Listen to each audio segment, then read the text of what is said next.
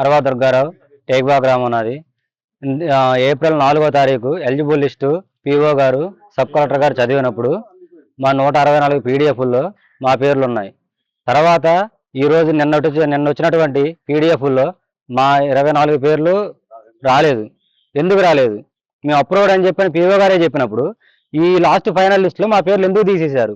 ఏ కారణం చేత తీశారు? ఇన్ఎలిజిబుల్ లిస్టులో ఉన్నవారు స్థానికంగా లేని వాళ్ళు ఎక్కడ పుట్టారో ఎక్కడ పెరిగారో ఎవరికి తెలియదు.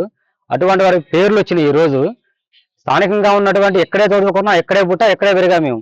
మా పేర్లు ఏ కారణం చేత తీశారో మాకు ఎటువంటి సమాచారం కూడా ఇవ్వకుండా ఎలా తీసేశారు? మాకు ఇలా పేర్లు తీసేయడం వల్ల మేము ఎంత నష్టపోతున్నాం. మేము ఎక్కడో ఉన్న వాళ్ళు వాళ్ళ పేర్లు వచ్చాయి, వాళ్ళు సంతోషంగా ఉన్నారు. స్థానికంగా ఇక్కడ పుట్టి ఇక్కడ పెరిగి ఇక్కడే బతికేటటువంటి వాళ్ళం పోలవరం వచ్చి నష్టపోయేది మేము. ఇలా నష్టపోయే వారికి అన్యాయం చేస్తే ఎలాగా? పిఓ గారు త్వరగా ఈ విషయం గురించి ఎక్కువ లేట్ చేయకుండా మాకు న్యాయం చేయాలని మేము కోరుతున్నాం. Local to global news at your finger tips. మీ చేతిలో ఒక ఆయుధం. Download Raw TV app. Media legend Ravi Prakash is back.